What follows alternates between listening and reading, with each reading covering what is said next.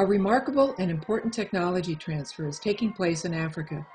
It can be seen in this Darfur refugee camp in eastern Chad, where Sudanese women are cooking food for several hundred people, using only the light of the sun. In a part of the world where most people have always cooked over smoky wood fires, these Darfur refugees are cooking with Africa's most abundant, free, and never-ending resource, the sun. Adopting any new technology is a slow, painstaking process, even when the use of that technology can make people safer, healthier, and more prosperous. But little by little, due to the efforts of a small group of dedicated people, it's happening.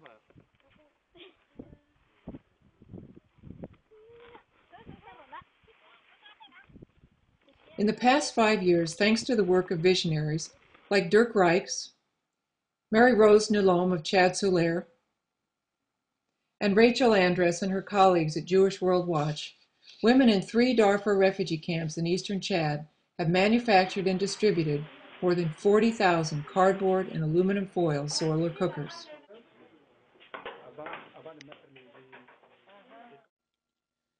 These simple devices that reach temperatures of 250 degrees Fahrenheit or 120 degrees centigrade allow families to cook up to 2 meals each day using only the light of the sun. Women in these camps who have always used a 3-stone fire for their cooking needs have now learned to integrate several simple cooking devices for maximum fuel economy. With 3 simple technologies, they are able to reduce their fuel consumption by more than 80%. When the sun is shining, they use their solar cookers. When it's cloudy or they need to cook early in the morning, they use fuel-efficient stoves like the Save 80, the locally made Save 75, or handmade mud stoves. To increase the efficiency of both cooking methods, they're weaving baskets and stuffing them with blankets to create retained heat cookers that will keep cooked food hot until after dark or continue cooking foods like beans for many more hours without additional fuel. Across the border in Sudan, Steve Harrigan's Solar Clutch team is working with the Darfur Peace and Development Organization to help refugees with the design, testing, use, and construction of new versions of solar cookers, like the Borma clay water pot solar cooker, the Polyfurnace, a waterproof plastic fluteboard version of the cardboard cookit, and the Sunscoop box cooker, which can hold 4 pots at a time. 15 years ago, in Kenya, Solar Cookers International organized large-scale introductions of solar cookers in the Kakuma and Dadaab refugee camps, which housed tens of thousands of people fleeing conflicts in Sudan, Somalia, Ethiopia, Congo, Rwanda, Burundi, and Eritrea.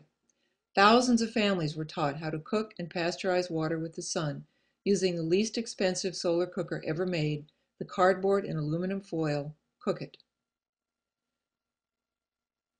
Solar cooking continues to spread, although very slowly, to many parts of this sun-drenched continent where trees are being cut down at an unsustainable rate to make the charcoal that fuels millions of cooking fires.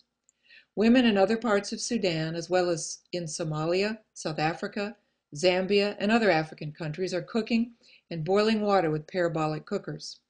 Men are using these devices in tea shops to keep their pots boiling with sunshine instead of burning up piles of scarce wood every day. Many types of solar cookers are used in the South American Andes, in the flooded lowlands of Bangladesh, in the Altiplano of Bolivia, the steppes of western China, in India, Mexico, Afghanistan, and many other countries. And yet, for reasons that are difficult to understand, there is still little interest among donors in providing research money to make this product that mainly benefits the poor and uses only the light of the sun more durable, more efficient, and less expensive. Some development experts argue that traditional families will not like the taste of solar cooked food because it lacks that smoky flavor. They seem oblivious to the fact that the primary goal of fuel-efficient stoves and solar cookers is to eliminate that smoky flavor, because it's the smoke from cooking fires that's killing 1.5 million women and children every year. I wish they could talk to these ladies in Zimbabwe,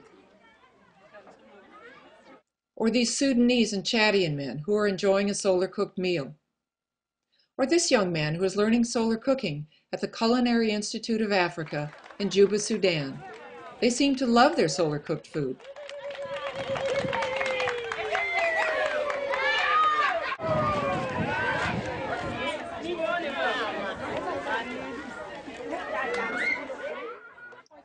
Although some experts argue that traditional foods cannot be made in a solar cooker, even the simplest, cheapest solar cooker, the cardboard and aluminum foil Cook-It, can cook meat, vegetables, rice, tea, sauces, and even cornmeal using only the light of the sun. This lady is about to open a steaming pot of solar-cooked boule or cornmeal, which normally must be stirred vigorously when it is boiled over an open fire to prevent it from burning.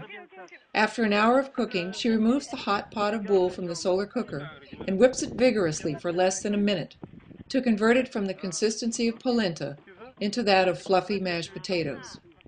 Since boule made in a solar cooker heats slowly and evenly, there is no danger of burning the food, and it won't stick to the pot, making cleaning a snap, an important factor when access to water is limited. Women could leave their food to solar cook in the sun while they sit in the shade and do other things, like making pots or braiding hair.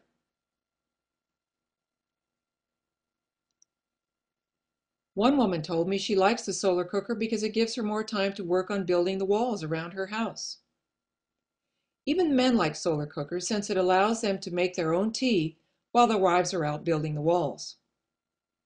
Must people in the developing world wait until their forests are completely gone before the international community is prepared to devote any resources to improving solar cooker technology?